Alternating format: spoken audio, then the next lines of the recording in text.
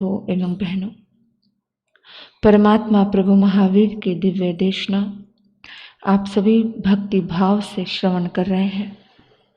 परमात्मा प्रभु महावीर की वाणी का एक छोटा सा सूत्र भी सही मायने में अगर जीवन में उतर जाए तो निश्चित ही जिंदगी का रूपांतरण हो सकता है, जिंदगी का बदलाव हो सकता है।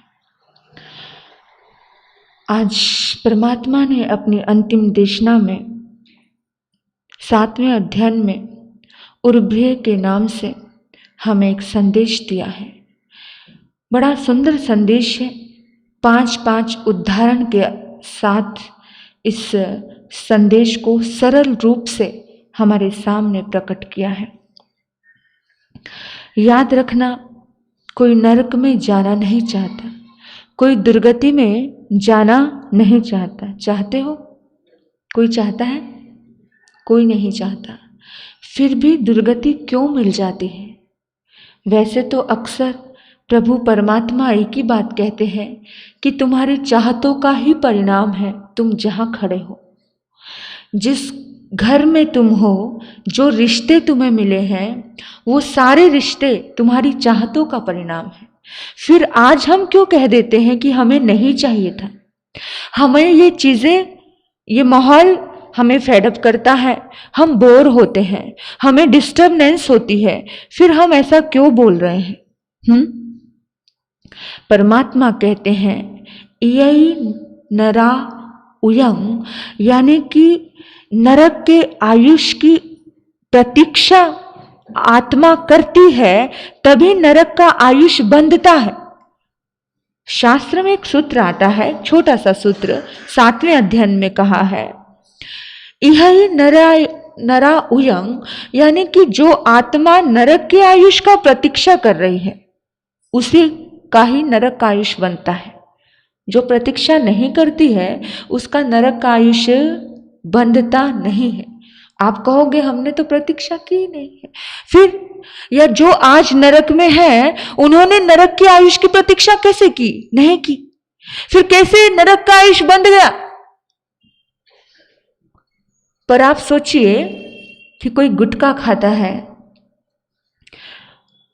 उसको पता है कि खाने से कैंसर हो सकता है, लिखा भी होता है, लिखा होता है ना, फिर भी खा रहा है, खाता है ना। तो यानी कि खाने का मतलब क्या समझना? खाने का मतलब यही समझना कि ये प्रतीक्षा कर रहा है कि कैंसर कब हो जाएगा। उसे मालूम है कि ये हानिकारक, जो हानि पहुंचाने वाली चीज है वही कर रहे हैं हम, और मालूम होकर भी फिर लोग बोलते हैं महाराज जी मालूम सब है लेकिन क्या करें, छूटता नहीं है। तो फिर प्रतीक्षा, फिर तैयारी कैंसर की करो, मत छोड़ो। जैसे कोई व्यक्ति शराब पीता है और शराब पीने वाले व्यक्ति को पता है कि नशा होगा, बेभान होऊंगा, और वो पैग पे पैग लगाए जा रहा है और वो सोचे कि होश में रहूं, ऐसा होता नहीं है। और शराब पीने वाले व्यक्ति को मालूम होता ही है कि नशा आएगा, मालूम होता है ना, लेकिन तो भी वो नशा कर रहा है। तो क्या समझना कि बेहोशी की उसकी तैयारी थी तभी तो नशा किया, तैयारी नहीं थी तो परिणाम की तैयारी, परिणाम सामने दिखता है, परिणाम सामने नजर आ रहा है कि अगर आग के पास बैठोगे तो ठंडक नहीं मिलेगी। आग के पास बैठने की तैयारी है मतलब गर्माहट की तैयारी है, गर्माहट की प्रतीक्षा है, गर्माहट की चाहत है। आग जलाई है तो गर्मी मिलेगी ही मिलेगी।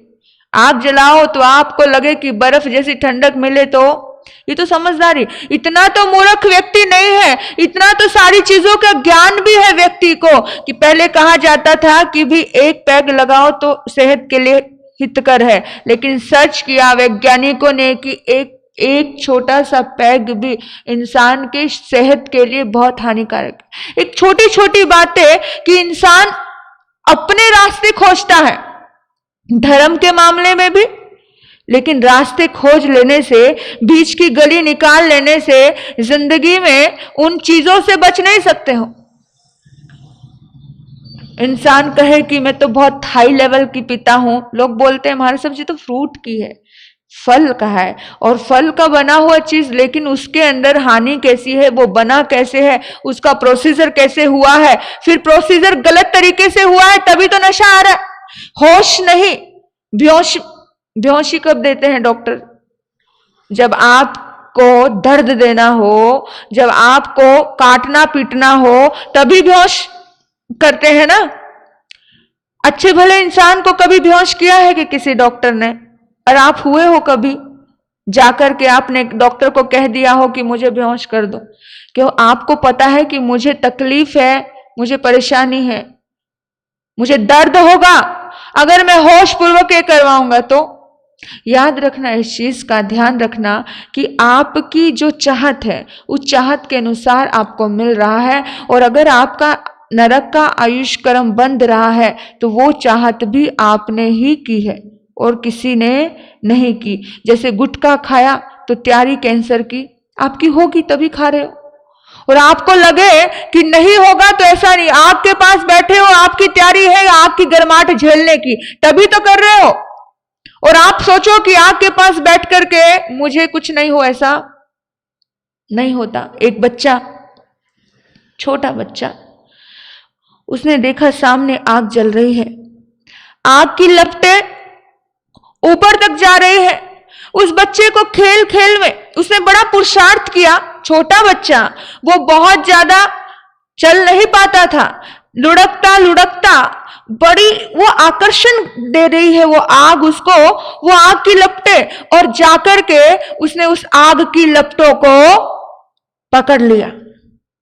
वो चिल्लाने लगा, पकड़ने के बाद उसने हाथ झटक के मारा, रो रहा है, उसका हाथ जल गया, उसको वेदना हुई। पुरुषार्थ तो बहुत किया था उस बच्चे ने, पुरुषार्थ बहुत किया था, लेकिन पुरुषार्थ नुकसान दे गया। हमारा भी बड़ा पुरुषार्थ चल रहा है, दिन रात दौड़ रहे हैं हम लोग। हाँ, हम देखो अपनी जिंदगी को कि जिंदगी भर हमारे पुरुषार्थ चल रहे हैं, लेकिन पुरुषार्थ करने के बावजूद भी हम जल रहे हैं, हम टेंशन में आ रहे हैं, हमारे जीवन में बहुत बेचैनियां आ रही है। क्यों? क्योंकि हम पुरुषार्थ वहां कर रहे हैं जहां हमें पुरुषार्थ करना नहीं चाहिए था। वो बच्चा खेलने के लिए आग से गया तो जलेगा ना। यहाँ शुभ शुभ का विवेक नहीं है कि क्या शुभ था क्या अशुभ है, यही विवेक नहीं, क्या मेरे लिए सही है क्या मेरे लिए सही नहीं है, इस बात का विवेक नहीं है। और जब जब भी आपको इस बात का विवेक नहीं होता है, तब तब जिंदगी में नरक की आयुष का तैयारी कर लेना। कोई दुनिया की कोई ताकत आपको रोक नहीं सकती है। हम बार बार सुनते हैं महावीर की साधना महावीर के साथ थी। महावीर की साधना महावीर के साथ थी, और गौतम की साधना गौतम के साथ थी। गौतम जब तक जागा नहीं तब तक गौतम केवली हुआ नहीं। महावीर की छत्र छाया में रहा हुआ आत्मा, जो महावीर के प्रति इतना समर्पित आत्मा, उस आत्मा को भी अपना पुरुषार्थ लगता है। समझ आ रही है? सोचो, जिसने अपना तन मन धन, अपना विद्वत्ता, अपना सब समर्पित कर दिया। महावीर से बड़ी उम्र थी, महावीर से बड़ी उम्र होने के बावजूद भी महावीर के सामने बच्चे के जैसे रहे, एक जैसे छोटा बच्चा होता है इस तरह से रहे। सारा ज्ञान होने के बावजूद भी एक एक शब्द पूछ कर करते थे। ये होता है विनय, ये होता है भाव, ये होता है शुद्धता। लेकिन इतनी शुद्धता, प्रशस्त राग होने के बावजूद भी, राग तो था, कल्याण नहीं हुआ। आपका खाया हुआ आपके पेट को भरेगा। मैं बार बार ये लाइन बार बार दोहराती हूँ अपने प्रवचनों में, ताकि ये चीज हमें भान हो जाए, ये चीज का हमें भान हो जाए। आपको पता है, एक बहन जिसका मैंने पहले भी जिक्र किया था, कल मेरे पास समाचार आए, कैंसर पीड़ित, इतना मेहनत करने के बावजूद भी घर वाले बेचारे बड़ा मेहनत कर रहे हैं, अपना सब कुछ खो दिया, अपना खेत बेच दिया, अपना सब कर दिया, फिर भी आज ऐसी कंडीशन है कि 15 दिन से अब उसने कुछ भी नहीं खाया है। डॉक्टर कहते हैं आज जाए और कल जाए, आप घर ले जाओ इसका कुछ। और आप देखो घर के सब लोग हैं, पेट पूरी तरह से फूल चुका है, टॉयलेट बाथरूम की पूरी जगह पूरा बंद हो चुका है, कुछ भी आप देखो, आप लोगों ने, आप कुछ भी, आप लोग पैसा दे सकते हैं, घर के लोग स्वास्थ्य देने के लिए क्या मेहनत कर सकते हैं, घर के लोग स्वास्थ्य देने के लिए क्या मेहनत कर सकते हैं, जो मेहनत कर सकते थे सब की, लेकिन सब करने के बावजूद भी आज दोनों सब घर के लोगों के हाथ खड़े हैं, वो कुछ भी नहीं कर सकते, डॉक्टर कुछ नहीं कर सकते। आप ये बात जानिए और अपने आप को हर पल समझाइए कि अपना कर्म, सब कुछ होने के बावजूद भी अपना कर्म अपन को ही भोगना है। पैसे का काम केवल पैसा करता है, लेकिन बहुत सारे काम, क्या इस दुनिया में बहुत सारे काम पैसे से भी नहीं होते हैं, ये बात याद रखना। पैसा सब कुछ नहीं है, पैसा भगवान नहीं है, इस बात का ध्यान रखना। बेशक कुछ काम पैसे से होते हैं, माना होते हैं, और अगर सब कुछ होता तो आज वो बच्ची ठीक हो गई होती, लेकिन आज परिवार ने पूरी आस छोड़ दी है, कल जाए परसों जाए। बस आज परिवार ने अपना दिमाग बना लिया है कि इसको जाना है। आप देखो जरा ये चीज सोचना, मतलब मेरे दिमाग में, मेरे पूरे उसमें वो चीजें घूम गई, और फिर मैंने अपने आप से बात की। आपके जीवन में कभी कोई घटनाएं ऐसी घटने लग गई तो उस वक्त अपने आप से बात कर लेना, अपने आप से बात कर लेना। अपने आप से बात करना मतलब स्वयं के शुभ पुरुषार्थ को जगाना। हम बहुत सारे अशुभ पुरुषार्थ कर रहे हैं, जैसे वो बच्चा जाकर के दौड़ करके आकर्षण में आकर के उस आग को छू लेता है, ऐसे पुरुषार्थ बहुत सारे कर रहे हैं हम लोग, लेकिन स्वयं के लिए शुभ पुरुषार्थ हम बहुत कम करते हैं। हम थोड़ा सा डावाडोल हो जाते हैं अपनी जिंदगी में, छोटी छोटी बातों में हम धरे के धरे रह जाते हैं। छोटी छोटी सुविधाओं के लिए हम बहुत ज्यादा लालची हो जाते हैं, छोटी छोटी बातों के लिए हम बहुत ज्यादा अग्रेसिव हो जाते हैं। उस वक्त अपने आप से बात कर लेना।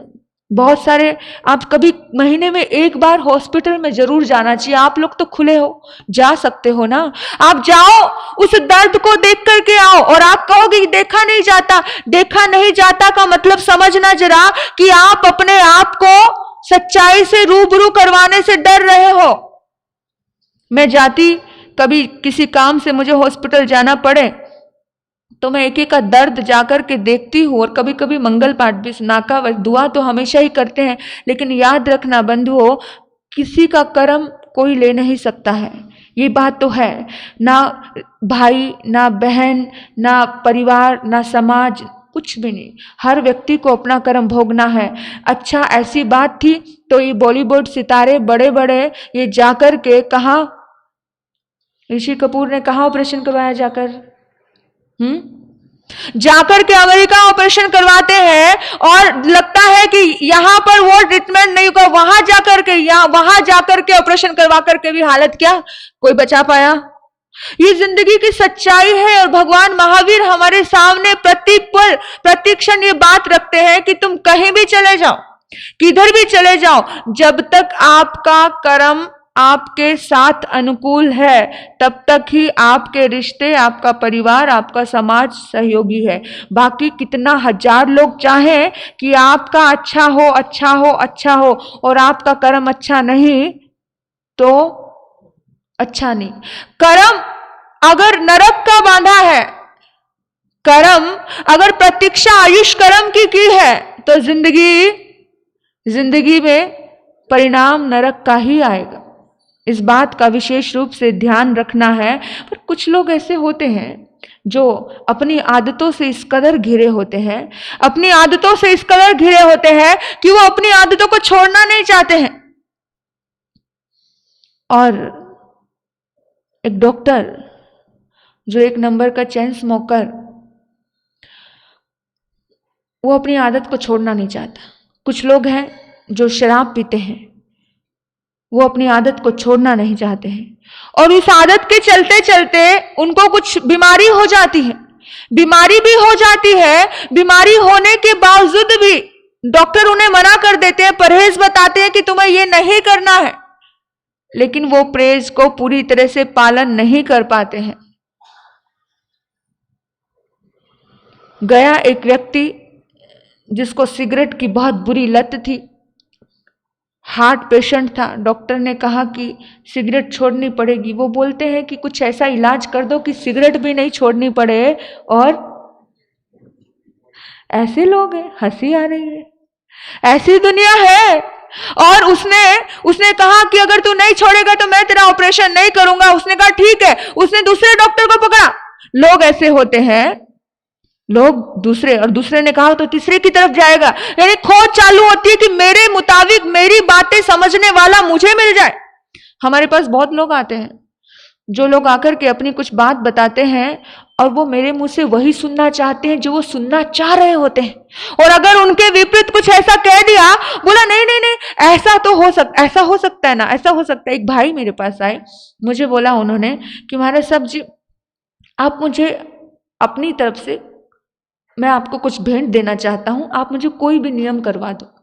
मैंने कहा नियम, तुम ऐसा करो, आप बता दीजिए कि क्या नियम करवाना है, आपके हिसाब से मैं नियम करवा देती हूँ। क्योंकि मुझे पता है कि लोग कहते तो ये है कि आपके हिसाब से, लेकिन वो चलाना हमें अपने हिसाब से ही चाहते हैं। हाँ, वो व्यक्ति ने कहा कि नहीं नहीं आप अपने हिसाब से करवा दीजिए। मैंने कहा नहीं भाई साहब, आप अपने हिसाब से कर लीजिए, आपको जो ठीक लगे, जो आप इजीली कर सको वो कर लो। तो मैंने उनको, जब उन्होंने बहुत फोर्स किया तो मैंने उनको एक नियम बता दिया। मैं कहा एवरी डे तुम्हें शाम को, रात को नहीं खाना 1 महीने तक। गड़बड़ा गया, घबरा गया, बोला महाराज साहब जी नहीं नहीं नहीं नहीं नहीं नहीं नहीं नहीं ये नहीं। मैं कहा 1 महीने की बात है। बोला नहीं। तो मैंने कहा इसलिए तो कह नहीं रही थी कि बता, अपनी तरफ से बता दे। इसलिए तो नहीं बोल रही थी, मुझे पता था कि इंसान कहता तो यह है कि आप, लेकिन उसको करना अपने मन का ही होता है। इंसान अपनी फिर भी कहीं ना कहीं दीवारें, गलियां ऐसे ऐसे निकालता है। मैं इसलिए बोल रही थी भाई साहब कि आप अपने मन से ही बोलो, क्योंकि जब बोल करके भी सामने वाला उस बात पर कहीं ना कहीं अपनी एक और बीच में से गली निकालेगा। इसलिए मुझे अपने बोल करके अपने शब्दों को की वैल्यू कम करने की इच्छा होती नहीं है। इसलिए मैं जल्दी से किसी को कुछ बोलती नहीं हूं। जो काबिल लगता है उसी को ही बोलती हूं, जो काबिल नहीं है उसकी तरफ तो ध्यान ही नहीं, क्योंकि मुझे समझ है कि वो बंदा नहीं कर पाएगा। और फिर भी सामने वाला कहे नहीं नहीं बोलो बोलो, और बोलो तो फिर क्या होगा, बोला नहीं ये तो नहीं होगा। फिर मैंने कहा ऐसा करना, महीने भर तक एक गरीब व्यक्ति को भोजन करवा दे। बोला अगर कभी कभार भूल गया तो, अब उसको देना भी है और उसको इतने एक्सक्यूज करने भी है। तो मैंने कहा भाई साहब जो तुम्हारा मन करे वो करो, मन की धारणा, इसलिए मन की धारणा बोलती हूं। यानी कि उस बंदे ने 15 मिनट तो इस बात में खा लिए मेरे। फिर कहता आप ही बताओ। तो वो ढूंढ रहा है डॉक्टर को। उसने ऐसे डॉक्टर को ढूंढा उस व्यक्ति ने जो सिगरेट पीते पीते भी ऑपरेशन करे। कुछ डॉक्टर ऐसे हैं जो शराब पीकर ऑपरेशन करते हैं। ऐसे डॉक्टरों ने ऐसे ही मरीजों को इसी तरह से कुछ भी कर देना और वो राम भरोसे उसकी नैया। फिल्म देखी होगी आपने, कहीं कहीं डॉक्टर शराब पी के, मैंने अभी डॉक्टर कीर्ति हमारे पास आई थी, मैंने उनसे पूछा, मैंने कहा क्या सचमुच जैसे डॉक्टर शराब पीकर ऑपरेशन करते? बोला बहुत से करते हैं, बहुत से करते हैं। इस वजह से कितनी बार उनको जेल भी होती है। लेकिन वो लत, आप सोचो कि लोग इसी तरीके के लोगों को पकड़ते हैं और जाकर के कि मेरी नुकसान जो मैं कर रहा हूं अपना, वो मुझे करना जारी है, वो मुझे करते ही रहना है, लेकिन मुझे ठीक भी होना है। पर ऐसा 2 नाव में कभी भी पैर रखने से कभी भी उद्धार हुआ है, कभी भी पार हुए हैं? नाव में बैठे हो, पानी के जहाज में, बॉम्बे तो आपके पास में ही है, बैठे होंगे। हाँ, कभी एक्सपेरिमेंट करके देखा क्या? कल्पना करके भी हंसी आ रही है कि एक पैर दो नाव में पैर रखने वाला व्यक्ति कभी पार नहीं होता। इस बात का ज्यादा विशेष रूप से हमें ध्यान रखना है कि हमें जो चाहिए, स्वास्थ्य चाहिए तो स्वास्थ्य संबंधी कार्य हमें करना पड़ेगा। जिंदगी में शांति चाहिए, जिंदगी में तरक्की चाहिए, जो करना है उसके मुताबिक ही हमें चलना पड़ेगा। नहीं तो हमारा लक्ष्य अगर इधर उधर हट गया, सावधानी हटी और दुर्घटना घटी। आपने देखा है जब घोड़े की रेस होती है तो घोड़े हो या बैल हो, जो किसान होता है या जो घोड़े का काम करने वाले लोग होते हैं, तो घोड़े के आसपास एक पट्टी बांधते हैं यहाँ साइडों में, ताकि उसे केवल सड़क दिखे, केवल रास्ता दिखे और उसे चलना है, उसे दौड़ना है, क्योंकि वो इधर उधर देखेगा तो अपने रास्ते से वो भटक जाएगा। इसलिए इस बात का विशेष रूप से ध्यान रखना चाहिए कि हमें भटकना नहीं चाहिए, लेकिन हम बहुत जगह भटक जाते हैं। कैसे भटकते? छोटी छोटी चीजों में। हमें डॉक्टर परहेज बताता है, शुगर हो गई है, डॉक्टर परहेज बताता है, लेकिन फिर भी पता है कि नुकसान है, फिर भी खा लेता है लड्डू। खाने वाला हमेशा नुकसान पाता है, ज्यादा खाने वाला हमेशा नुकसान पाता है। जिंदगी में कभी भी बलि का बकरा मत बनना। यहां पर एक उदाहरण आता है इस सूत्र में। एक मालिक के घर में एक गाय और गाय का बछड़ा और एक बकरी, जिसे बकरा बोलते हैं, भेड़, दोनों रहा करते थे। और जो गाय का बच्चा था वो देखता था कि मालिक हमारे साथ बहुत भेदभाव करता है, मालिक हमारे साथ बड़ा अन्याय करता है। मालिक मेरी माँ को और मुझे रूखा सूखा ये चारा देता है और बकरे को बड़े टेस्टी टेस्टी माल देता है, हरा हरा चारा देता है, और भी बड़ी अच्छी अच्छी चीजें, उसको आटा देगा, उसको ये खिलाएगा, उसको वो खिलाएगा। आकर के वो बछड़ा अपनी माँ के पास आकर के आंखों में आंसू भर के बोलता है, माँ माँ ये मालिक कितना दुष्ट है माँ। गाय बोलती, क्या हुआ बेटा? बोला, नहीं ये मालिक बड़ा दुष्ट है, देख माँ तू कैसा भोजन करती है, और वो बछड़ा देख कैसा माल मलिंदे खाता है, हरा हरा चारा खाता है, उसको बड़ा प्यार मिलता है, उसको बड़ा ध्यान दिया जाता है, उसको बहुत सुविधाएं मिल रही है, और हमें रूखा सूखा भोजन, और माँ तू दूध भी देती है तो भी ऐसा भोजन एक तरफ बांध के रख दिया है। वो देखो कभी मालिक के पास जाता है, मालिक उसे प्यार करता है, उसको उसके आसपास मंडराता रहता है।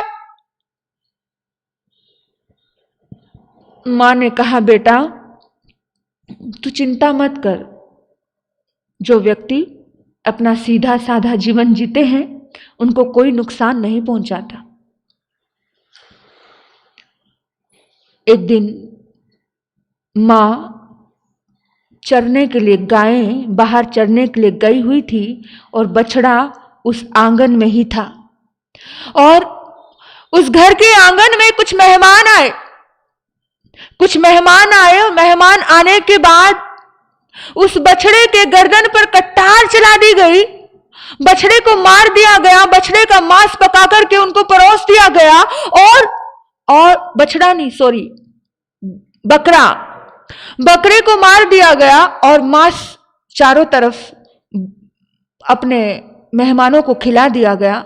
और जैसे ही ये दृश्य उस गाय के बच्चे ने देखा कि बकरे को मार दिया गया, अभी तो इतना प्यार मिल रहा था, इतना माल मरिंदे खा रहा था, इतना सब कर रहा था, इतना सब होने के बावजूद भी उसको खत्म कर दिया गया। वो कांप गया, अंदर तक डर गया, भयभीत हो गया, और भयभीत होकर के अपनी माँ के पास आकर के माँ से रोते रोते कहने लगा, माँ माँ माँ वो मालिक तो बड़ा दुष्ट है। बोला, क्या हुआ? माँ मुझे डर लग रहा है, मुझे डर लग रहा है। माँ कहती है, हुआ क्या? बोला, जिसको वो इतना प्यार करता था, जिसको वो अच्छा अच्छा चारा खिलाता था और हमसे भेदभाव करता था, पता है माँ उसको मार दिया। मां मुझे भी मार देगा ये, मां मुझे नहीं रहना यहां पर, मुझे भी मार देगा ये। मां कहती है बेटा चिंता मत कर, जो रूखा सूखा खाते हैं, जो ज्यादा सुविधाएं नहीं लेते हैं, उसका कुछ नहीं होता। और हम कोई फ्री में थोड़ी खा रहे हैं, हम दे भी तो रहे हैं। याद रखना, याद रखना, कभी भी कोई फ्री में आपको कुछ दे जाए लेना मत। फ्री में ली हुई चीज कोई भी बड़ी हानिकारक होती है। शास्त्रकार कहते हैं कोई भी चीज फ्री में लेना मत। बड़ी सर्विसें आ रही हैं आपके लिए, फोन को लेकर के कितनी सर्विसें आती हैं। एक समय ऐसा था कि पूरा फ्री कर दिया जियो ने, और आज जियो की आदत पड़ गई, बात वही हो गई। कोई भी चीज वीआईपी सर्विस लेना नहीं। याद रखना, अगर फ्री में कोई चीज ले ली तो बलि का बकरा बनना ही पड़ेगा। हाँ, बलि का बकरा बनने वाले सारे फ्री के। करण को याद कर लो, करण के जीवन को याद करना। भरी सभा है, भरी सभा, और उस भरी सभा में अर्जुन और कर्ण का सामना होना होता है, लेकिन एक संदेश आ जाता है। काबिलियत कर्ण में थी, निश्चित काबिलियत थी, अर्जुन से कहीं कम नहीं था कर्ण, लेकिन बोला कि जो राजकुल में पैदा हुआ, जो राजा होगा वही युद्ध कर सकता है। आपने देखी होगी महाभारत, जो युद्ध वही करेगा जिसको क्या करना है, बोलो, जिसके पास सरताज है, जिसके पास राज्य है, वही युद्ध कर सकता है। और याद रखना, जो फ्री देते हैं ना आपको, वो बहुत बड़ा लाभ देखते हैं आपसे। जो फ्री सुविधा, आपकी जिंदगी में बहुत सुविधाएं दे रहे हैं। मेमने को बड़ा अच्छा खाना मिल रहा था, यानी बकरे को बड़ा अच्छा खाना मिल रहा था, लेकिन उसे यह समझ नहीं आ रहा था कि खाना क्यों मिल रहा है। आपको जब भी किसी फूल की, आज की लड़कियां थोड़ी सी तारीफ सुनती हैं और दीवानी हो जाती हैं, वो लड़का मुझे बड़ा पसंद करता है, वो मुझे इतना लाइक करता है। याद रखना, कोई फूल की तारीफ हो तो फूल को समझ जाना चाहिए कि उसको टूटने का टाइम आ गया है, लेकिन नहीं समझ पाते। जब फूल की तारीफ हो तो फूल को समझ जाना चाहिए कि क्या हो रहा है। तारीफ फ्री में नहीं मिलती, कुछ तो वजह है, कुछ तो कारण है। याद रखना इन चीजों को। लेकिन हम बहुत भ्रमित होकर के जीते हैं। हमें लगता है कि आखिर वो मुझे प्यार कर रहा है। तुम्हें कोई प्यार नहीं कर रहा। बकरे को खिलाया तो इसलिए जा रहा है, इसलिए खा लगी तो खा, जितना खाएगा उतना मांस बढ़ेगा, तेरी तोंद बढ़ेगी। तोंद बढ़ना बहुत नुकसानदेह है। इंसान, शास्त्र कह रहे हैं, परमात्मा कह रहे हैं, ये छोटे छोटे उदाहरण देके भगवान महावीर हमें समझा रहे हैं कि जागो भाई, जागो।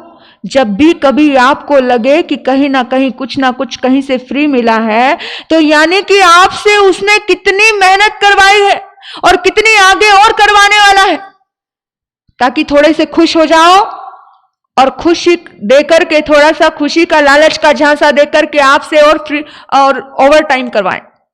ओवर टाइम करने के लिए तो आपको ये सब लालच दिए जा रहे हैं। सर्विस में जाते हो, उधर जाते सब जगह। तो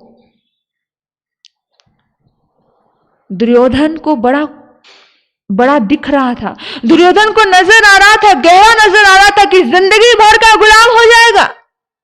और शकुनी बैठा है सामने, साथ दिया, किस लिए दिया? बलि का बकरा बनाने के लिए दिया। किस लिए दिया? जिंदगी भर गुलाम बनाने के लिए दिया। बोला कि आज से ये मेरा मित्र है और मैं इसे अंगराज देता हूं। अंग का राज्य अंग का राज्य दे दिया, और अंग राज्य जब मिल गया, तिलक हो गया, उस पल में, उस क्षण में शायद करण को भान हो जाता कि जो मुझे मिल रहा है, उस मिले हुए का मुझे कितना बड़ा कर्जा चुकाना पड़ेगा। निश्चित ही वो जिंदगी में कभी वो राज्य लेता नहीं, क्योंकि जब उसे भान हुआ, वो खुद उतार करके वो राज्य उसे दे देता है। करण जिंदगी में प्रतिपल मरा, उसने जीवन जिया, वो ऐसा दानवीर करण जीने के बावजूद भी जब उसकी कहानी हम देखते हैं ना, जो उसकी पीड़ा, जो उसका दर्द हम देखते हैं ना, महाभारत का सबसे प्रिय पात्र है मेरा करण। सबसे जो उसका जीवन देखते हैं ना, वो गलत नहीं होकर के भी हर पल गलत कहलाया गया, हर पल उसे सजा मिली, हर पल उसे दुख मिला, हर पल उसे अपना सब कुछ निछावर करना पड़ा। ये करण के जीवन से हमें सीख लेना, ऐसा दानवीर करण। और अगर किसी का एहसान जिंदगी में मत लेना, भगवान कहते हैं किसी का एहसान फ्री में मत लेना। फ्री में भारतीय संस्कृति तो यहां तक भी कहती है कि गुरु से भी ज्ञान फ्री में मत लेना, दक्षिणा दिए बिना आपके जीवन का उद्धार होता नहीं है। वो बात अलग है कि सामने वाला समझ नहीं पाता, करण भी समझ नहीं पाया था, तो जिंदगी भर उसे खून के आंसू बोलो, खून के आंसू बहाने पड़े। कितना दर्द, कितनी बेचैनी। और जब उसके जन्म पर शंकाएं उठाई जा रही थी, और आप देखना एक बार बीज पड़ जाता है, बीज पड़ जाने के बाद उसको वृक्ष बनना निश्चित। और कुंती फिर आ जाती है उसके पास, फिर आ जाती है कुंती उसके पास कि तू मेरा पुत्र है। तब फिर उसके भीतर में फिर दर्द आता है कि तब तेरा पुत्र कहां गया था, जब मेरे कुल पर, मेरे वंश पर, मेरी बातों पर इतना, मेरे ऊपर, मेरे जन्म पर एक क्या उठ रहा था, प्रश्न उठ रहा था। तब तेरा पुत्र नहीं था, तब भी फिर मां उसे कुछ ना कुछ ऐसा बीच राह में कश्मकश में डाल देती है। जिंदगी प्रतिपल इतनी मजबूरियों से घिरी हुई रही। अगर वो अपनी जिंदगी को एक सुंदर रूप देना चाहता तो दे सकता था। इस पचड़े में नहीं पड़ता तो बहुत सुंदर रूप हो सकता था, लेकिन हो पाया क्या? अगर ये पचड़े में, फ्री के पचड़े में नहीं पड़ता तो करण का जीवन बहुत अलग होता। ऐसा जीवन जीकर के करण गया था, लेकिन फ्री का मिल गया। फ्री की कीमत आपको पहले लगता है कि फ्री में, लेकिन जब चुकाना पड़ता है ना, जब चुकाना पड़ता है तो भयानक दर्द होता है। तो इसलिए कभी भी इस बात का ध्यान रखना, इतनी ईमानदारी से अपना जीवन जीना, इतनी ईमानदारी से कि कभी भी फ्री का सिस्टम अपने जीवन पर लागू मत करना। क्योंकि जब भी आपको फ्री के सिस्टम मिल रहा है, तो यानी कि समझ लेना गले पर छुरी चलने वाली है। वो कहते ना, मैं तो बेकार में ही बलि का बकरा बन गया। बेकार में नहीं बने बलि का बकरा, बीच में फंसे तो बने, बीच में फंसते ही नहीं तो कैसे बन जाते। और जितने जीवों को, जितने प्राणियों को ये बकरे का जन्म मिलता है ना, जितने लोगों को ये बकरे का जीवन मिलता है, सब बड़ा फ्री खाया है दुनिया का, और फ्री खा के उस घर में रहे, फ्री खाया, फिर उसी घर में लौटाने के लिए आ गए। हर व्यक्ति, हर जीव को अपने अपने कर्मों का फल तो मिलता ही है ना, इसका याद रखना। शेर और बकरे में इसलिए प्रभु ने फर्क किया कि शेर के सामने कोई कितना भी रख ले, शेर रखा हुआ कभी नहीं खाता है। शेर पुरुषार्थ करके, मेहनत करके, शेर अपना ही शिकार करके खाता है, और बकरा रखा हुआ खा लेता है। कभी कोई आपको ऐसे खिलाने आ जाए तो उस बात का विशेष रूप से ध्यान रखना। पराक्रम से अर्जित करना, पुरुषार्थ से अर्जित करना। जिंदगी में शेर बनकर के जीना, बकरा बनकर के कभी मत जीना। लेकिन हम लोग बड़े लालची होते हैं ना। आपको क्या लगता है, आज आपने किसी को फ्री में दवाई दी है, आज अगर आपने किसी को फ्री में दिया है, प्रकृति फ्री में कभी किसी को कुछ लेने नहीं देती है। आज लग रहा होगा आपको कि फ्री में हमने दिया, हमने दान दिया। प्रकृति कभी किसी को फ्री में प्रकृति नहीं लेने देती है। कुछ ना कुछ डायरेक्ट इनडायरेक्ट आपको कुछ इतना चुकाना ही पड़ता है उसके लिए। एक दिन पूज्य गुरुदेव हंसमुख मुनि जी महाराज साहब के पास मैं बैठी थी और उन्होंने एक बात मुझे बोली। उन्होंने मुझे कहा कि जागृति, मेरे ऊपर कर्जा चढ़ गया है तेरा। मैंने कहा गुरुदेव ऐसा क्यों? बोला तूने, एक दिन पहले उनका जन्मदिन था, बोला तूने इतने गुणगान गा दिए मेरे ऊपर कर्जा चढ़ गया। याद रखना, कोई तुम्हारी तारीफ कर रहा है, तारीफों की ज्यादा चाहत मत रखना। गुरुदेव ने ये सिखाया मुझे। गुरुदेव बहुत बड़े साधक और उनके श्री चरणों का सानिध्य मुझे मिला, लेकिन इतने बड़े साधक और साधक आत्मा मुझे कहती है, और साधक आत्मा ने मुझे किस तरह से समझा दिया कि देखिए तेरा मुझ पर कर्जा चढ़ गया। मैंने कहा गुरुदेव क्या? बोला हाँ, वो कर्जा मुझे चुकाना पड़ेगा। तूने जो भावना और भक्ति से जो मुझे पेश किया है वो मुझे चुकाना पड़ेगा। यहां तक भी साधक आत्माओं को समझ आता है कि कोई आपके लिए कुछ करे, कुछ बोले, कोई शब्द भी बोले, वो भी चुकाने पड़ते हैं, और अच्छे शब्द भी चुकाने पड़ते हैं। विचार रखना कि वो गुरुदेव की वो बात मुझे अभी क्लिक हुई कि कभी भी कि ऐसे ऐसे साधक आत्माओं की बातें मेरे दिमाग में तो पूरी तरह से फिट हो जाती है। गुरुदेव ने ऐसा क्यों कहा? और जब भी वो कहते हैं ना, गिरा मैं जब भी तूने ही संभाला है, हो मेरा एक साथी है, बड़ा ही भोला भाला है, मिले ना उस जैसा वो जग से निराला है। मतलब इतनी कृपा उनकी बरसी मेरे ऊपर, इतनी कृपा उनकी बरसी, यानी कि उनके कुछ चीजें हम लोग कहते हैं कि ऐसे चमत्कार घटित होते हैं जीवन में, हैरान हो जाते हैं हम लोग भी कि किस तरह से जंगल में भी मंगल हो जाता है। जंगल में कहीं कोई व्यवस्था नहीं हो, वहां पे भी व्यवस्था आ जाती है। ये सब चीजें क्यों हो रहा है? कहीं ना कहीं दिव्य शक्तियों का ही तो परोपकार है। और परोपकार वो क्यों कर रही है? क्योंकि आप देखो, किसी दिव्य शक्ति को आप याद कर रहे हो, किसी का गुणगान कर रहे हो, किसी का नाम ले रहे हो, तो वो गुणगान की वजह से गुलाम हो जाते। समझ आ रही है मेरी बात?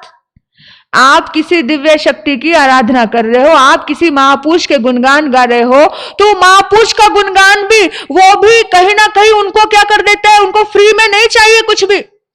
पद्मावती की बहुत सारे साधक इतने दिलो जान लगा करके पद्मावती की साधना करते हैं, और हम सुनते हैं कि भी ऐसा ऐसा हुआ, एक पल में वो जैसा चाहते हैं वैसा होता है। घर बैठे जहां जहां बैठे, मतलब बहुत सारे लोग कहते हैं कि ऐसा हो गया वैसा हो गया। बहुत सारे चमत्कार उनके जीवन में घटित होते हैं जो साधना करते हैं। तो क्यों घटित हुए?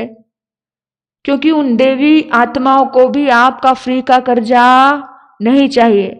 वो आपके ऊपर क्या करते हैं? फिर फ्री में आपने किसी की दो तारीफ भी कर दी तो सामने वाले को कर्जदार बना दिया। ये बात मुझे गुरुदेव ने समझाई थी। गुरुदेव आज इस दुनिया में नहीं है, लेकिन बहुत साधक आत्मा थी और मैं उनको बहुत मानती हूं। एक बात याद रखना, भगवान महावीर कहते हैं, ये पॉइंट हमेशा अपने जीवन में याद रखना। ये शास्त्र पूरा जीवन से रिलेटेड है। ये शास्त्र कोई आपको ये लगे कि केवल ये शास्त्र आपको प्रतिपल काम आएगा, प्रतिक्षण काम आएगा। आगे कहते हैं अपथ का परहेज रखिए, मर्यादा रखिए। जो आपके लिए हितकर नहीं है वो मत खाइए, जो आपके लिए हितकर नहीं है उस राह पर मत चलिए। एक व्यक्ति जुआ खेलने की आदत लग गई, इतना जुआ खेलने की आदत लग गई कि सब कुछ बेच दिया, सब कुछ खत्म कर दिया, कुछ भी बचा नहीं। बेचारी पत्नी एक दिन थोड़ा सा आटा किसी के घर से मांग करके लेकर के आई और आटा गूंथते गूंथते उसके आंसू उस आटे में गिर रहे। इतना दर्द हो रहा कि सब खत्म कर दिया मेरे पति ने। छोटे छोटे बच्चे हैं, वो कहते हैं माँ भूख लगी, पर कब तक कोई देगा? उधार उधार भी कब तक कोई देगा? एक दिन तो उधार चुकाना ही पड़ेगा, आज नहीं तो कल पर चुकाना पड़ता है। कोई अगर कर्जा लेकर मर भी जाए ना, आपको लगेगा कि मर गया, लेकिन भाई उसको किसी न किसी रूप में आकर के कहीं ना कहीं आपके घर में वो कुत्ते के रूप में आएगा, रखवाली करेगा। इस डायरेक्ट इनडायरेक्ट कुछ ना कुछ ऐसे घटित होता है। आपके घर में कुछ ना कुछ ऐसी स्थिति बनकर आएगी कि जीवन भर, आपने सुना है ना कि कोई व्यक्ति जीवन भर मतलब बचपन से लेकर के बूढ़े होने तक एक ही घर में नौकरी करता रहा, एक ही घर में नौकर रहा। सुना है ना आपने? क्यों रहा है ऐसा? बड़ा सेठ था, बड़ा कर्जा लिया था उनका, लेकिन आज इस जन्म में प्रकृति ने, कर्मों ने वहां पहुंचा दिया कि जीवन भर नौकरी करनी पड़ रही है उसी के घर में आकर के। और जितनी नौकरी करता है ना वो उतना उसको मिलता नहीं है, लेकिन फिर भी एक इसके मतलब वो कर्म उसको बाहर निकलने नहीं देते। याद रखना, पैर आपके कदम कभी किसी को छोड़ने के लिए तभी तैयार होते हैं जब आपका कर्जा पूरा हो जाता है, नहीं तो किसी को छोड़ने के लिए भी तैयार नहीं होते हैं। जब तक तुम्हें रहना ही पड़ता है, जब तक एक दूसरे के ऊपर कर्जा है। रिश्तों में, संसार में, परिवार में ये चीज ध्यान रखना। वो बेचारी रो रही है, बड़ी परेशान हो रही है, और एक दिन उसके पति ने जब सब कुछ लुटा दिया, खत्म कर दिया, उसने कहा कि जा मायके जा, मायके से जाकर कुछ पैसा लेकर के आ। बहुत से पति ऐसे होते हैं। आप तो सौभाग्यशाली हो, आप सौभाग्य जन्मा है, आपके भाग्य ही नहीं, साथ में सौभाग्य लगा है, 100 गुना भाग्य लगा है, तो ऐसी स्थिति अब प्रकट नहीं होती है। लेकिन बहुत सी महिलाओं को ऐसी वेदनाएं आती है जिसको बोलते हैं दहेज प्रथा भी बोलते हैं, कि जब जब भी कुछ ऐसा होता है वो पत्नी को प्रताड़ित करता है, मारता है, पीटता है, बोलता है जाकर जाकर के लेकर के आई, ये कर वो कर, बहुत होता है। तो बेचारी पत्नी गई, जाकर के अपने मायके से 1000 रुपए लेकर के आई, और 1000 रुपए लेकर के आकर के उसने अपनी पति को कहा कि देखो जी, मैं बड़े मेहनत करके, बड़े अनुनय विनय करके अपने परिवार के सामने हाथ फैलाना आसान नहीं होता है, क्योंकि लड़की की जब शादी हो जाती है, शादी होने के बाद घर वाले, मायके वाले समझते हैं कि ससुराल ही अब इसका घर है, लेकिन ससुराल वाले इतने ऐसे बेईमान होते हैं, फिर भी वो क्या कहते हैं, जा अपने घर, अपने घर से कुछ लेकर के आ। यानी कि लड़की तो बिल्कुल ही बीच का, कहीं ना कहीं ये बलि का बकरा कुछ ना कुछ किया होगा जो बन गई। माया की ना, माया का तो प्रतिफल है हम लोग, तो माया की है, बलि का बकरा बने हैं, ऐसी स्थिति आ गई ना इधर के रहे ना उधर के, ना खुदा ही मिला ना विसाले सनम। इसलिए बहुत ईमानदारी से हमारा जीवन हमें जीना चाहिए। परमात्मा समझाते हैं कि भगवान कहते हैं कि इंसान को इतनी ईमानदारी से जिए कि इतना सा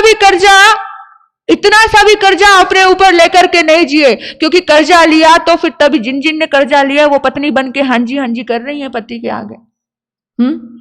और फिर वही एक पत्नी आई जिनका पति पत्नी का भयानक झगड़ा था, और उस पत्नी ने आकर के मुझे कहा कि महाराज साहब जी, मैंने इनको कह दिया आज तुमने मुझे बड़ा सताया है, अगले जन्म में मैं पति बनकर तुम्हें सताऊंगी। सच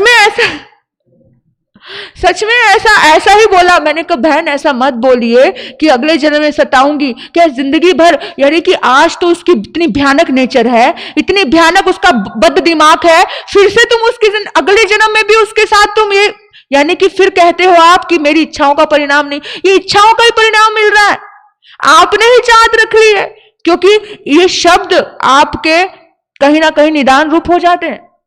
ये शब्द पता नहीं कब, इसलिए कोई भी शब्द दिन भर में आप बोलो उसको डिलीट करो, कि मेरे मुंह से कोई भी ऐसा नेगेटिव वाक्य निकला हो तो मैं तस्मै इच्छा में दुकड़ंग, मैं उसको डिलीट करती हूं। मेरा कोई वाक्य ऐसा ब्रह्मांड में जाकर के परिवर्तन नहीं करे किसी भी चीज में, तो इस बात का ध्यान रखना। तो उसने कहा कि मैं 1000 रुपए लेकर के आई हूं, इन 1000 रुपए में से आप कोई भी पैसा इधर उधर लगाओगे नहीं जुए में। उसने कहा ठीक है, नहीं लगाऊंगा। पति ने मान भी लिया, कभी कभी मान भी लेते हैं ना। उसने जुआ तो नहीं खेला लेकिन जुए जैसा ही कुछ ऐसा खेल था। वो समुद्र किनारे चला गया। समुद्र किनारे गोताखोर थे, गोताखोर। वो गोताखोर ऐसे थे कि वो गोता लगाते 100 रुपये लिया करते थे। 100 रुपये में गोता लगाते, गहरा गोता लगाते, और उसको उस गोते लगाने में जो मिल जाता वो गोताखोर को, जिसने गोताखोर को पैसा दिया उसको देते थे। तो उसने 1 गोता लगाया, 2 गोता लगाया, 3 गोता लगाया, उसे कुछ नहीं मिला। उसके पैसे जाते जा रहे, 100 दिए, 200 दिए, 300 दिए, 900 रुपए दे दिए, तभी उसे कुछ नहीं मिला। फिर उसने 10वां गोता लगाया, उसको एक मोती मिल गया और उसने वो मोती ला करके क्या कर दिया, उस जुआ खेलने वाले जुआरी को दे दिया, जो अभी थोड़ा सा समझा था। वो गया अपनी पत्नी के पास आकर के कहा कि मैंने ऐसे ऐसे किया और मुझे ये अनमोल मोती मिला है, इस मोती को मैं क्या करूं। उसने कहा कि देखो जी, अगर आप बेच के देखो, घर की लक्ष्मी से कभी भी शेयर करना चाहिए। हम जब जब भी घर की लक्ष्मी से शेयर करते हैं वो बहुत सही समझ देती है हमें। तो उन्होंने कहा कि देखो, क्योंकि लक्ष्मी, उसे कहा क्योंकि वो लक्ष्मी जैसा काम करती है, उसने कहा आप जाओगे, जाकर के इधर उधर बेचोगे, पता नहीं कोई ठग मिल गया, कुछ हो गया, तो आपको तो पता नहीं इसकी कीमत क्या है, जाओ राजा को दे दो जाकर के। राजा खुश होकर के, और देखो राजा कितना ईमानदार, राजा कभी फ्री में नहीं लेता था। यहां पे राज्य की इतनी सुंदर व्यवस्था थी कि राजा को कभी कोई ऐसी अनमोल चीज देकर के कोई व्यक्ति आता तो राजा खुश होकर के उसे भरपूर देता था। तो राजा को वो अनमोल मोती दिया, राजा बड़ा खुश हुआ। राजा ने उसको क्या किया, राजा ने उसको कहा कि देख, मैं उस खुशी में, मेरे महल है, 3 महल हैं, उन 3 महलों में से तुझे 3-3 घंटे दिए जाते हैं, तू जा और जाकर के जो तुझे चाहिए तू ले ले। हर महल में अलग अलग वैरायटी है, जो तुझे चाहिए तू वो ले ले। राजा ने आदेश दे दिया, अपने अपने बड़े बड़े महलों में वो गया, उसके लिए महल खोल दिए गए। पहले महल में उसने देखा कि इतने सुंदर सुंदर बड़े बड़े खिलौने हैं, और वो खिलौने चांदी के, सोने के, हीरे के, यानी कि हीरे से खेले बने हुए खिलौने, इतने जबरदस्त खिलौने हैं। कोई हाथी बना है, कोई शेर बना है, बड़े बड़े रूप में। 3 घंटे उसके पास, लेकिन वो कोई आवाज कर रहा है, आपको पता है, कोई पू पू करता है, कोई कैसा करता है, वो उसी चीजों में इतना अटक गया। पहली बार उसने वो खिलौने देखे और 3 घंटे पूरे हो गए, और 3 घंटे पूरे होते हुए सैनिक आया और सैनिकों ने कहा कि भाई प्रस्थान करो, आपके लिए दूसरा महल तैयार है। वो दूसरे महल में गया कि उसे बड़े बड़े सुंदर सुंदर विद्या, स्वर की वीणाएं, तरह तरह, और वो वीणाएं भी बहुत कीमती वीणाएं थी, मतलब वो साधारण वीणाएं नहीं थी। और मतलब वहां पे तरह तरह के नृत्य हो रहे थे, संगीत बज रहे थे, बहुत सुंदर सुंदर युक्तियां थी। यानी कि उस महल में वो आराम करने के लिए आते थे और संगीत सुनने के लिए आते थे। देखा तो 3 घंटे उसी नृत्य को देखने में उसके बीत गए, पता ही नहीं चला उसको। और आप देखो कि देवता भी एक नाटक देखते हैं ना, देवता स्वर्गलोक में एक नाटक देखते हैं, यहां धरती पर 7 पीढ़ियां बीत जाती। इसलिए देवता अगर जल्दी से कोई किसी से वादा करते नहीं है, और इस जन्म में कोई वादा किया, मैं वादा करती हूं महान आत्माओं के साथ, हाँ, इस जन्म में वादा किया तो देवता केवल वादा निभाने के लिए धरती पे आते हैं, बाकी तो उन्हें होश ही नहीं रहता है। तो इसलिए मैं कहती हूँ कि जाओ, कोई महान आत्मा इस परिसर में देखती है तो मैं कहती हूँ कि भाई तुम मुझे आकर के, मैं बार बार याद दिला रही हूँ मेरा भाई जी को, हाँ, कि याद दिलाना जरूरी है, क्योंकि देवता वादा कभी भूलता नहीं है। और कितनी बार अंतिम समय में देवता आकर के प्रेरणा देते हैं। हमने सुना एक साध्वियां 2 महीने से उपवास करके बैठी थी, संधारा करके बैठी थी, कि देवता ने आकर के उनको बता दिया था कि भाई तुम्हारा अंतिम समय है, 2 महीने बाद तुम दुनिया से, तो 2 महीने पहले ही संधारा ग्रहण कर लिया, 2 महीने पहले ही अपना सब कुछ छोड़ दिया, तो बस अंतिम आज इच्छा है, आज इच्छा का परिणाम तो आएगा ही आएगा। तो वैसी इच्छा आप रखो कि अंतमति सो गति, हाँ, तो इसलिए ध्यान रखना, अपना संधारे का भाव जरूर रखना। तो ये बात उसने देखा कि भी पूरा का पूरा 3 घंटे वो नाटक में कैसे बीत गए पता ही नहीं चला। फिर आ गए तीसरे महल में आए, बहुत हीरे मोती सोना चांदी वो इकट्ठा ही करने लगा, इधर से इकट्ठा करा, उधर से इकट्ठा करा, 3 घंटे बीत गए। बोला ओवर, टाइम ओवर। समझ आई मेरी बात? वो हाथ सिर पे दे दे के रो रहा है, मुझे एक थोड़ा सा टाइम दे दो, मुझे 5 मिनट दे दो, मुझे आधा घंटा, लेकिन 1 मिनट भी नहीं। राजा की आज्ञा थी 3 घंटे ही, अब कुछ भी नहीं। अगर वो चाहता तो कितना कमा सकता था, अगर वो चाहता तो कितना कर सकता था, लेकिन उसने सब खो दिया। कैसे खो दिया? उन्हीं उलझनों में उलझ के, उन्हीं धंधों में उलझ के, सुबह को बचपन हंसते देखा। भगवान कहते हैं इंसान को 3 अवसर मिलते हैं इस जन्म में, इसी जन्म में 3 अवसर मिलते हैं, इसी जन्म में 3 महल मिलते हैं, लेकिन फिर भी वो अपने तीनों महलों को, तीनों अवसरों को, सबको खो देता है। एक बार सुनिए जरा कि तीनों अवसरों को खो देता, कैसे खोता है? सुबह को बचपन, खेल कूद में, सुबह को बचपन हंसते देखा, फिर दोपहर जवानी, आया बुढ़ापा, फिर क्या आएगा? शाम बुढ़ापा ढलते देखा, शाम बुढ़ापा ढलते देखा, रात को खत्म कहानी। बस इतनी सी जिंदगानी। हमने ऐसी चीजों में अपना पूरा जीवन, आपको बड़ा दर्द लग रहा होगा कि उसका मोती भी गया, यानी इस अनमोल जीवन भी गया हमारा। हमारी ही कहानी है उस जुआरी की, किसी दूसरे की कहानी नहीं है। भगवान कहते हैं ऐसे ही हम जुआरी है, बड़े मुश्किल से, बड़े पुण्य उदय से ये मनुष्य जन्म हमारे हाथ में आया, ये मोती हमारे हाथ में आया, अनमोल मोती। लेकिन इस अनमोल मोती को हमने दे भी दिया, देने के बाद हमें बहुत कुछ मिला भी, बचपन मिला, जवानी मिली, बुढ़ापा मिला, इतना सब 4-3 महल मिलने के बावजूद भी हमने इन सब से कोई फायदा उठाया क्या? कोई फायदा उठाया क्या? भगवान ने एक उदाहरण इस शास्त्र में दिया कि कैसे इंसान अपना फायदा उठाना भूल जाता है, अपने लिए, स्वयं के लिए स्वार्थी नहीं बनता है। एक व्यक्ति के 3 पुत्र थे और तीनों पुत्रों को उसने तीनों जैसी सेम क्या दिया? सेम धन दिया और उसको कहा कि इस धन से कुछ नया कमा सकते हो, क्या कर सकते हो, तुम देखो, तुम जानो। तीनों पुत्र ने, एक ने जो पैसा लिया था, धन लिया था, वो भी गवा दिया। आपको पता है ना, नुकसान हो जाता है, वो भी गवा दिया। दूसरे ने जितनी पूंजी उसके पास थी उतनी ही रखी और तीसरे ने जो उसकी पास पूंजी थी उससे 5 गुना बढ़ा दिया। हाँ, तो उस पिता को कौन सा पुत्र अच्छा लगेगा? बोलो। हाँ, बढ़ाने वाला। आपका बेटा जो मिले उसको गवा दे, अच्छा लगेगा? जो मिले उतना ही रखे फिर भी चलो, लेकिन जो मिले उससे कई गुना बढ़ा दे तो फूल के छाती चौड़ी हो जाती है। अरे मेरे बच्चा इतना लायक है, इतना लायक, कितनी खुशी होती है। महावीर ये उदाहरण इसलिए दे रहे हैं इस शास्त्र में कि याद रखना, मनुष्य जन्म आपको मिला, ये कीमती जन्म है, ये बहुत कीमती जन्म है, लेकिन इस जन्म से आपने नरक कमा लिया, इस जन्म से आपने त्रिंच गति का बंधन कर लिया। आपको जो मिला था आपने वो भी खो दिया। मिले हुए को अगर खो दो तो कितना दर्द होता है उस परम पिता को। इसलिए महावीर कहते हैं कि जागो। इस उत्तराधर्म सूत्र के अंतिम पलों में भी उन्होंने हमें समझाया कि मिले हुए को मत खो।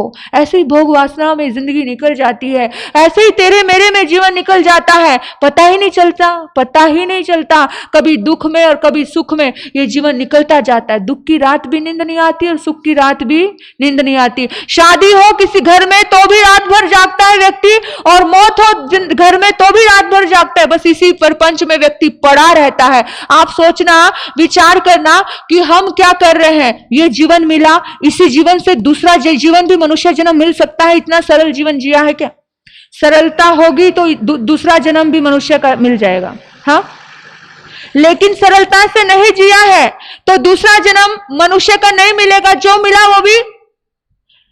और याद रखो, इस जन्म से अगर देव गति प्राप्त कर ली, इस जन्म से अगर मोक्ष गति प्राप्त कर ली तो आपने कई गुना बढ़ा लिया।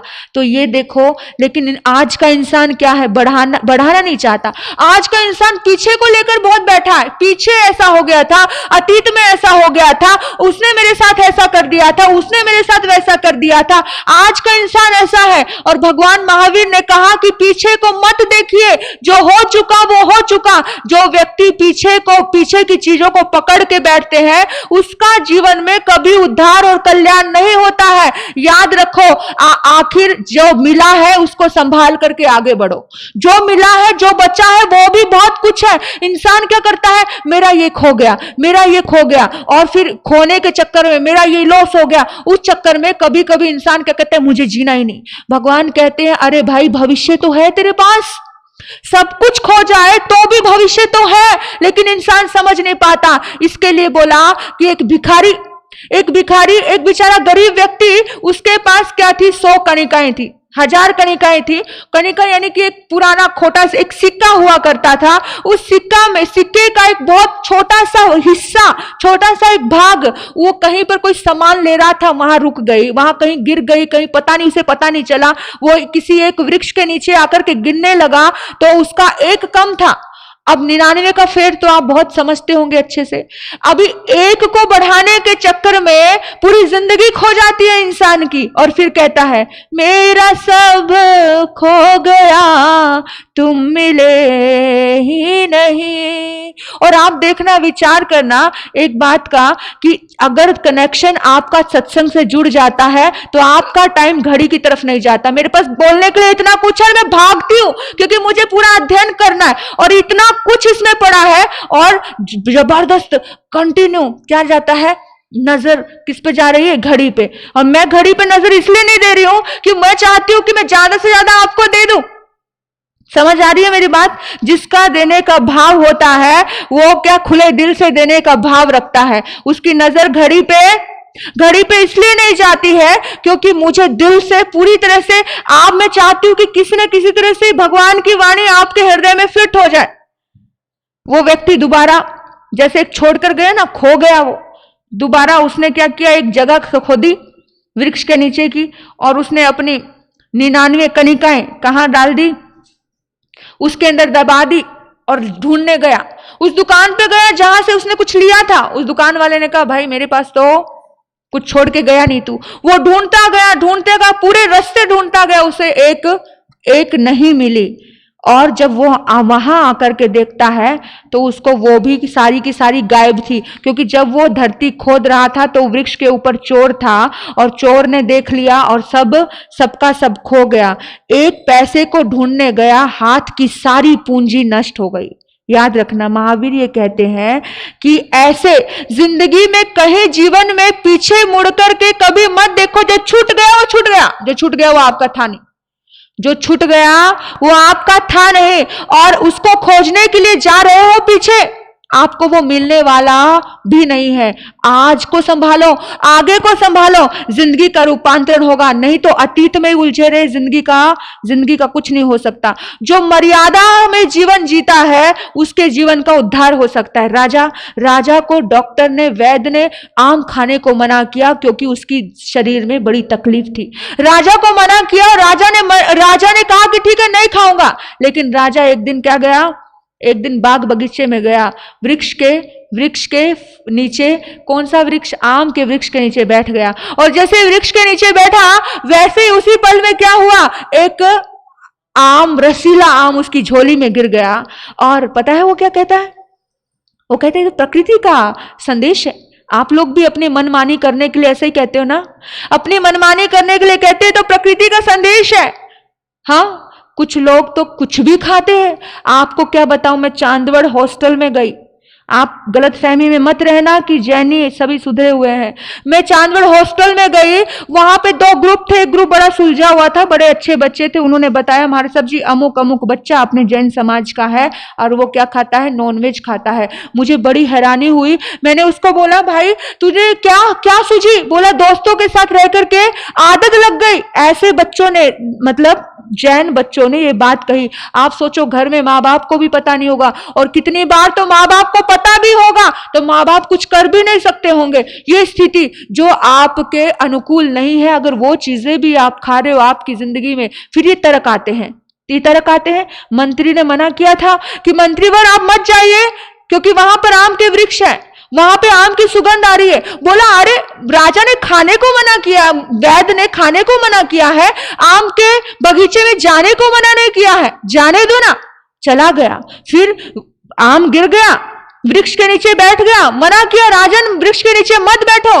बोला अरे आम खाने को मना किया है, वृक्ष के नीचे बैठने को थोड़ी मना किया है। आप जाते हो वेज नॉन वेज होटलों में, आप कहते हो हम तो वेज खाते हैं, लेकिन वेज खाते खाते आपको खुशबू अगर उसकी आ रही है तो आपके भाव मलिन हो गए। आप सोचना कब कहां भाव मलिन हो जाएंगे कुछ नहीं कह सकते। आज के हमारे बहुत सारे युवान इस राह पे चल पड़े हैं, बहुत सारे युवान। इवन मुझे एक जैन बहन, एक जैन युवा लड़की ने पूछा, हमारे सब भी जब मैं वहां से गुजरती हूँ मुझे उसकी स्मेल आती है और मेरे मुंह में पानी आता है, मैं क्या करूं। यानी कि ये पता नहीं कौन सा कर्म इंसान का उदय आ जाए और नॉनवेज को, अंडे को देखकर, आमलेट को देखकर के मुंह में पानी आ रहा है तो सोचना कि हमें कितना संभलने की जरूरत है।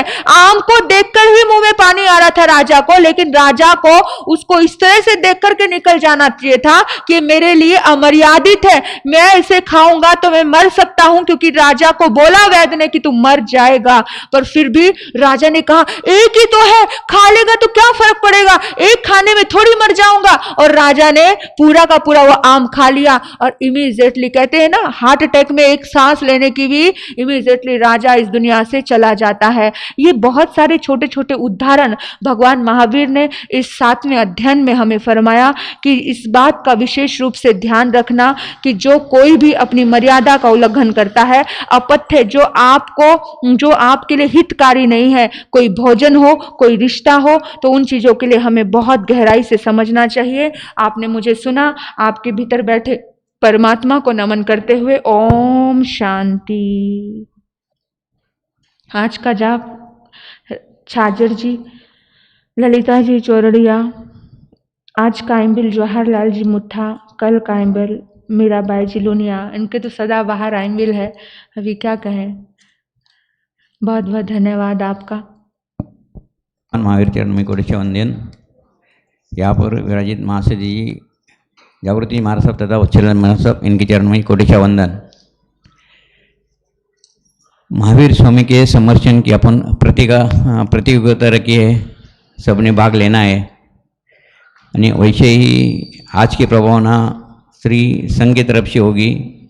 आज के लकी ड्रा के लाभार्थी गुलाबबाई मुत्था, कल के लाभार्थी लकी ड्रा बुला लीजिए, उन्हीं के हाथ से दिला। हाँ ठीक है ना।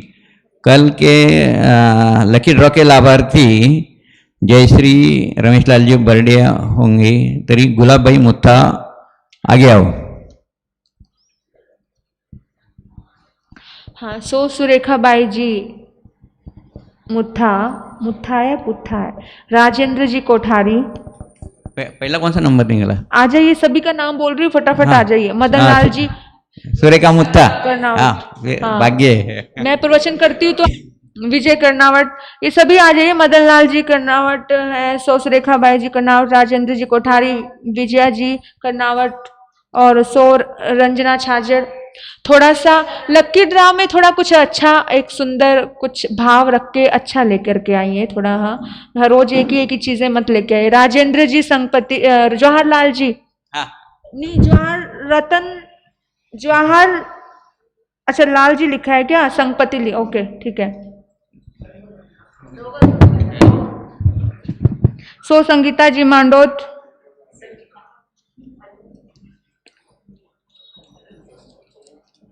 रतनमाला जी छाजड़, रतनमाला जी छाजड़, संध्या मांडोत, राजेंद्र छाजड़। ये दो डबल अच्छा, एक राजेंद्र कोठारी है, एक राजेंद्र छाजड़ है। श्रीमान दिनेश बागरेचा करके हो गया सब 11 है ना। चलो, ज्यादा लेकर के आए हैं, अच्छा क्या बात है, बहुत अच्छा। मनसुख लाल जी छाजड़, मनसुख लाल जी छाजड़, भागो जल्दी। सोज रंजना दुगड़,